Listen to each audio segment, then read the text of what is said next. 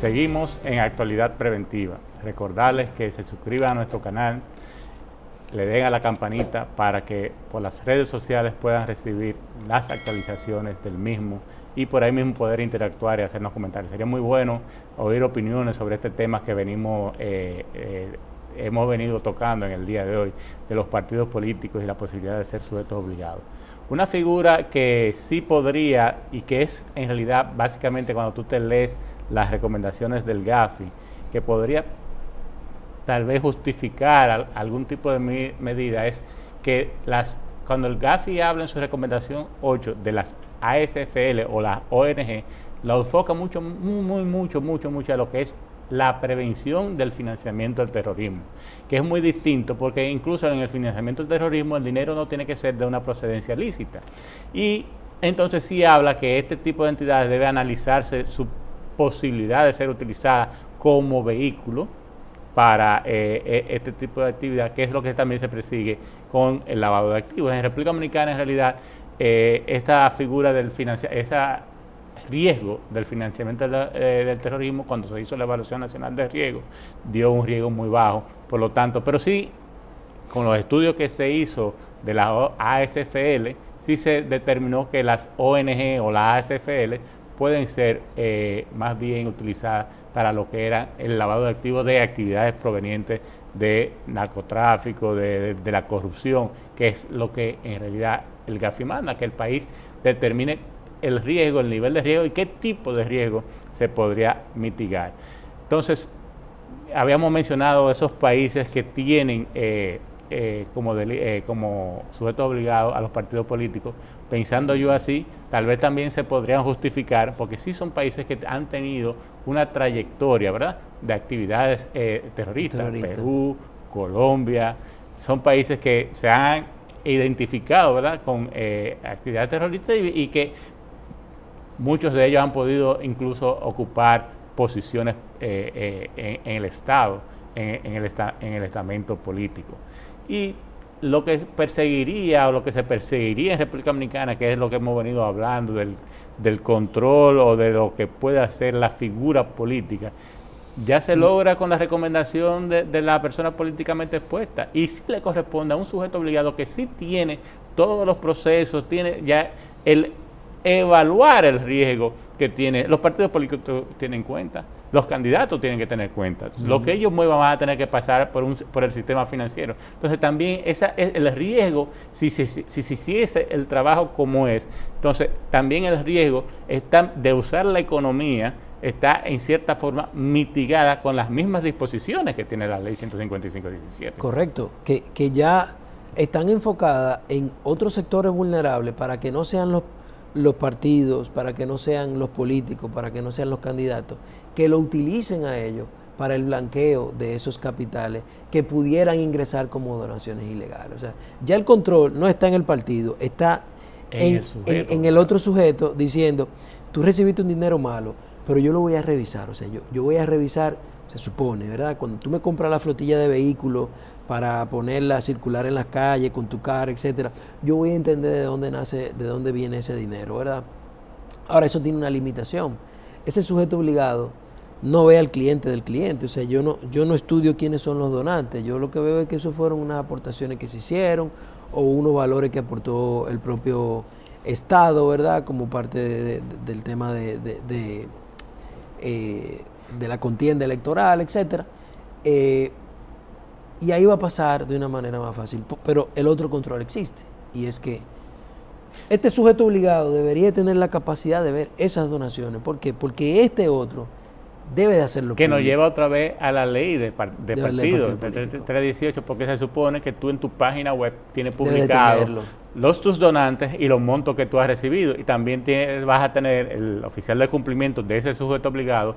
Si es buen oficial de cumplimiento, va a hacer un análisis. Bueno, tiene tu donante, se supone que los montos que has recibido son tantos, tiene un aporte del partido político, de la Junta del Estado de tanto. Entonces estos movimientos estarían, o sea, mire, yo lo veo una forma de mitigar en cierta forma los riesgos. Es un tema que probablemente ni siquiera al mismo sector privado le interese. O sea, hacer público las donaciones que yo hago, aquí todo es tan politizado, está todo tan polarizado, que no se ve con normalidad eso de, bueno, yo como empresa dono porque el partido X está como parte de su campaña, está construyendo unas casas en un barrio marginado y yo voy a aportar 100 millones de pesos y eso va a salir en la página.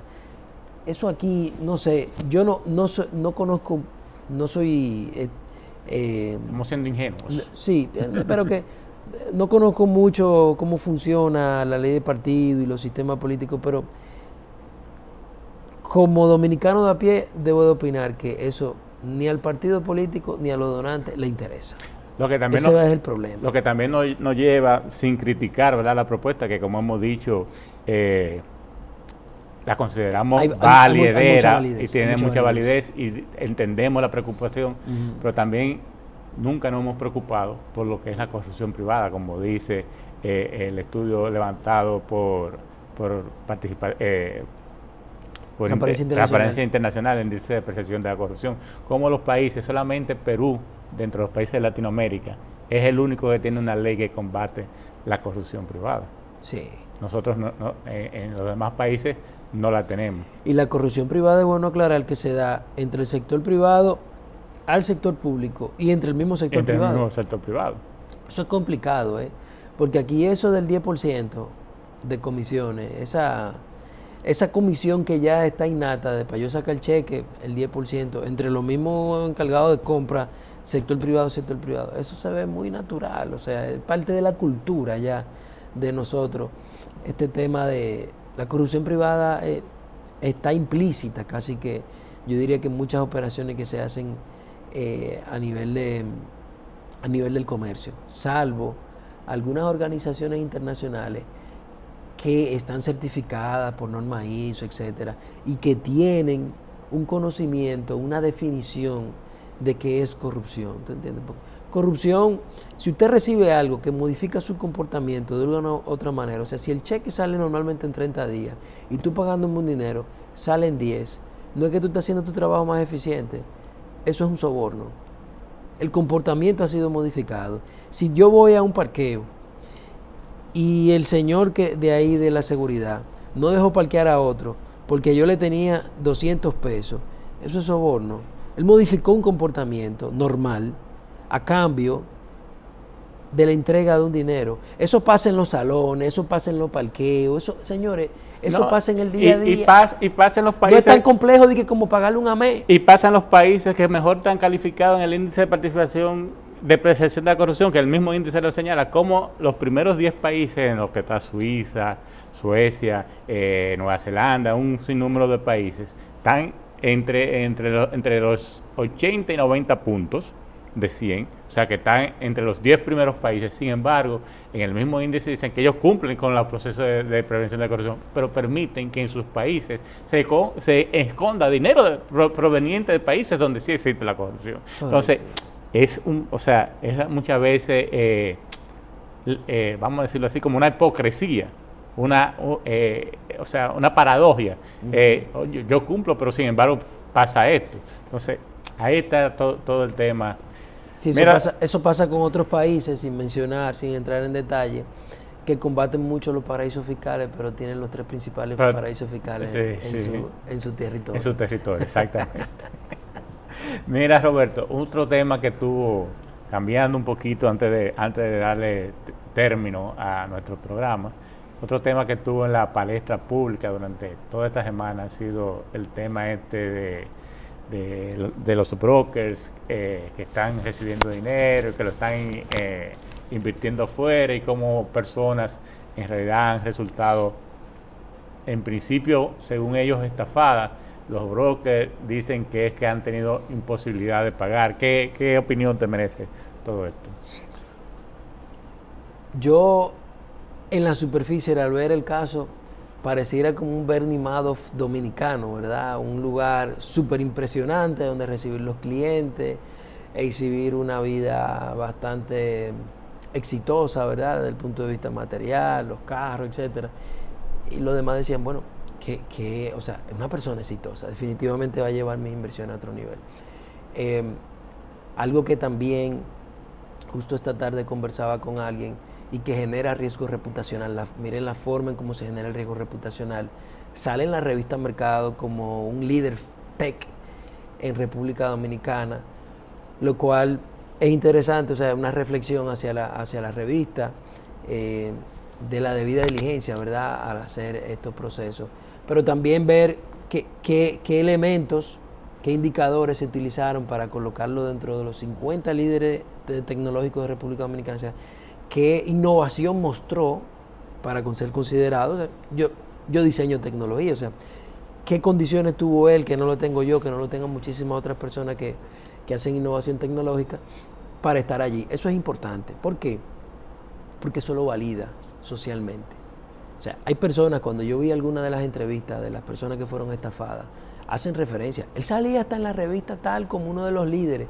Para mí era una persona muy validada. Entonces, todo eso que socialmente se fue creando, que fue lo mismo que Bernie Madoff.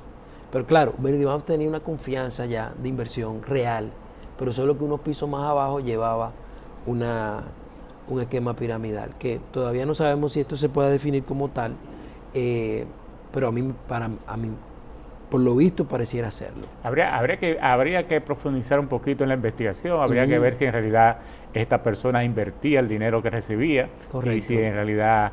Ahora, lo que está claro es que el hecho de tú ofrecer un 30% de retorno es un poco muy cuesta arriba, tú asegurarlo, mantenerlo y poder cumplir con eso, porque por lo mismo que él señala, bueno, los mercados han tenido fluctuaciones, los mercados se han caído, entonces tú no puedes asegurar un retorno, tú puedes asegurar un retorno, pero también puedes tener claro que vas a tener una pérdida, y en ese tipo de inversión es muy riesgosa y la pérdida puede ser fatal en segundos, en minutos. Hemos visto como el mercado de las monedas digitales, como estando por la nube, ha descendido de una forma vertiginosa en cuestiones de horas, ¿verdad? Hubo muchísima pérdida en lo que es en este tipo, en el valor, ¿verdad?, de esta moneda, que es en lo que se invierte.